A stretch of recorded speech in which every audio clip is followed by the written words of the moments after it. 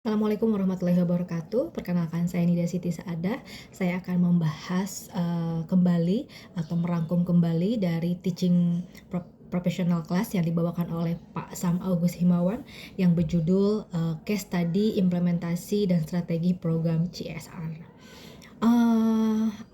Rangkumannya yang saya pelajari adalah kalau dilihat gambaran bumi kita saat ini itu sangat memprihatinkan.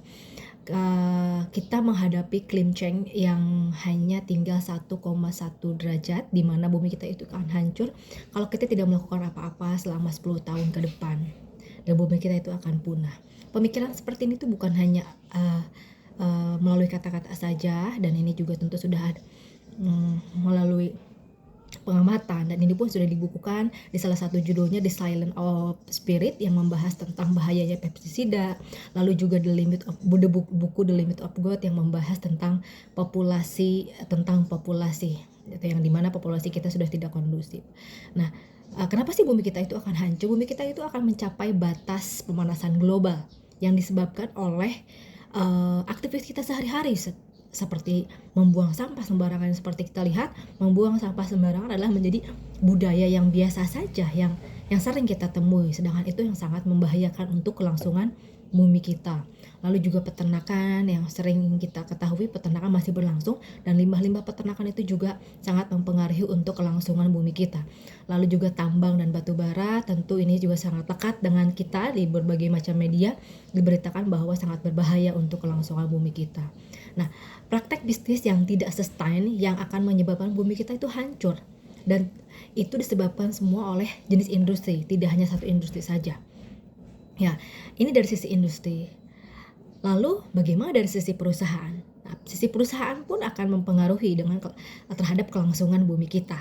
Ya. Perusahaan ini memiliki stakeholder, di antaranya tentu para investor, masyarakat, government, terus media yang menuntut perusahaan itu lebih sustain gitu ya, supaya peduli terhadap lingkungan.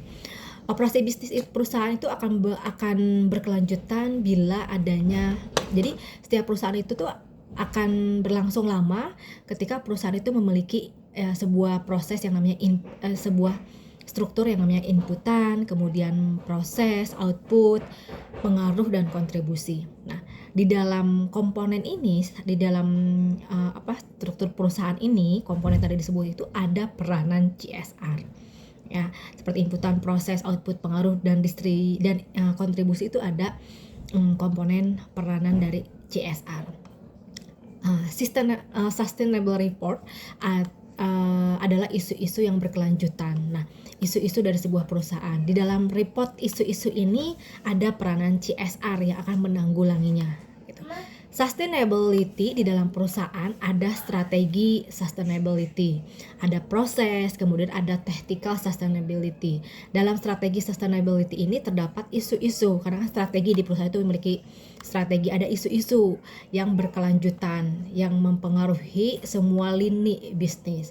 Nah, di dalam strategi ini ada isu, ada apa yang harus dilakukan. Nah, disinilah CSR bernaung atau berperan di dalam sebuah perusahaan. Kalau memang perusahaan ini memiliki perusahaan yang memang memiliki jangka panjang atau berkelanjutan yang peduli terhadap lingkungan. Lalu kalau dibilang dari tadi ada peranan CSR, apa sih peranan CSR itu? Apa sih CSR itu? CSR kepanjangan adalah Corporate Social Responsibility atau tanggung jawab sosial perusahaan terhadap lingkungan. Gitu ya. Perusahaan dengan pembangunan yang baru harusnya sudah sustainable development atau pembangunan yang berkelanjutan, tidak hanya memikirkan dari segi bisnis ya, tapi juga memikirkan segi ekonomi, sosial, dan lingkungan. Biasanya perusahaan yang seperti itu selalu didukung dengan adanya CSR. Lalu CSR ini menurut ISO 26000 atau itu seperti pewadah yang mengatakan bahwa ini tuh resmi, itu diakui di seluruh internasional atau SNI-nya gitu, mengatakan bahwa CSR ini adalah memitigasi, fungsinya itu dampak dari setiap keputusan dan aktivitas bisnis pada lingkungan sosial itu. Jadi meminimalisir atau yang memitigasi gitu. Lalu yang kedua, mengkontribusi pada pembangunan berkelanjutan, memiliki kontribusi yang sangat penting tentunya, memperhatikan harapan pemangku kepentingan tidak hanya untuk lingkungan tapi juga ya untuk perusahaan itu sendiri, mematuhi hukum dan norma tentunya, dan terintegrasi dengan organisasi dan norma. Nah, jika ada sebuah perusahaan memiliki masalah terhadap lingkungan sekitar, lalu bagaimana CSR itu berperan gitu ya? Yaitu dengan melakukan beberapa langkah, tidak langsung ke isu. Yaitu yang pertama, CSR pada saat ada satu perusahaan yang memang memiliki masalah atau memang membutuhkan peranan CSR, yang pertama adalah yang dilakukan CSR memahami konteks industrinya itu seperti apa sih, tren perusahaannya, isu perusahaannya, pengelolaan isunya, isu yang sudah ada tuh sebelumnya dikelola seperti apa. Jadi bukan menyelesaikan masalah tapi menjabatani gitu, menjembatani sebelumnya tuh prosesnya di perusahaannya seperti apa. Oh, mana yang sudah betul, mana yang harus ditambahkan, mana yang harus di-develop, seperti itu. Lalu yang kedua, memahami perusahaannya seperti apa, aktivitas yang berjalannya, rantai pasokannya, operasionalnya, konsumennya seperti apa, lalu keuntungannya, filosofi. Setiap perusahaan memiliki filosofi, tentunya regulasi terhadap isu yang sudah ada gitu kan. Lalu juga resiko bisnis yang dihadapinya dan peluang bisnisnya seperti apa. Jadi memang di breakdown, dipelajari dengan sangat detail. Lalu mengidentifikasi pemangku kepentingan pada setiap isu. Nah, CSR ini saling berkesinambungan dengan mendukung programnya pemerintah, juga keuntungan si perusahaan itu sendiri, jadi tidak yang dirugikan, dan lingkungan.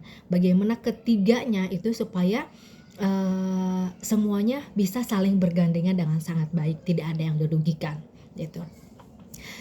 Contoh pada saat CSR ini tuh berperan tuh seperti apa? Seperti karena bumi kita tadi kondisinya sudah seperti itu, lalu contoh ada satu perusahaan yang contoh perusahaan makan saji gitu kan ya, memiliki isu di lingkungan sekitar bahwa limbah bekas makanannya itu bekas memasaknya atau makanannya merusak di lingkungan sekitar. Nah, lalu perusahaan itu aware dan memang didukung oleh CSR inilah di perusahaan ini gitu kan, membutuhkan bantuan naungan dari CSR.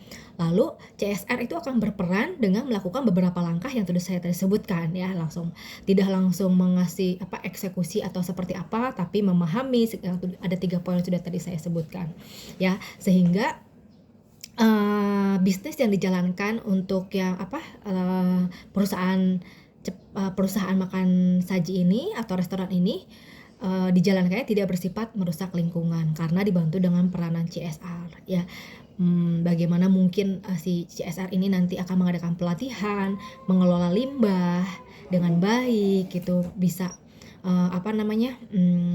bisa tetap berjalan operasionalnya di perusahaan cepat saji itu, namun bagaimana juga tidak merusak lingkungan, tidak ada yang dirugikan. Nah, operasional perusahaan juga tetap jalan. Lalu yang kedua, misalnya ada salah satu ini di contoh yang real di dekat saya, yaitu di salah satu hotel di daerah Puncak. Banyak sekali hotel-hotel yang memang bintang 5 gitu kan, namun ada isu yang merugikan lingkungan sekitar. Masyarakat sekitar tidak dilibatkan karena hotel-hotel itu memiliki standar karyawannya, yaitu minimal itu di level tingkat D3 sampai S1. Sedangkan di lingkungan sekitar mayoritasnya itu hanya lulusan dari sekolah menengah atas. Nah, itu menjadi isu yang memang sudah terjadi di sana. Jadi sehingga ada kesenjangan sosial gitu. Ya, lingkungannya masih bekerja seperti biasa, petani tidak menyentuh yang namanya bagaimana sih rasanya bekerja di sebuah hotel gitu kan. Nah, ada satu hotel yang sepertinya akan mendobrak isu ini gitu kan ya, dan hotel ini tuh akan menaikkan rate untuk berstandar juga sama di atas dari bintang 3 menjadi bintang 4, ada mungkin keinginannya tentu sampai ke bintang 5. Nah, itu lalu dibantu dengan CSR bagaimana si hotel ini untuk bisa tetap menjadi perusahaan yang memang ramah terhadap lingkungan atau terhadap memberdayakan masyarakat sekitar. Lalu di situ CSR berperan mengadakan yang namanya rekrutmen tentunya untuk berbagai posisi, mengadakan pelatihan bagaimana karyawannya yang memang dari segi pendidikan tidak setinggi dengan setara S1, namun dibekali dengan ilmu-ilmu, dengan selling skill yang layak tentunya, sehingga mereka pada saat bekerja ya tidak mengecewakan atau tidak merusak citra dari hotel tersebut. Nah, sehingga kualitas hotel tersebut, bisnisnya itu tidak bersifat eksploitatif, tidak memperdayakan masyarakat sekitar.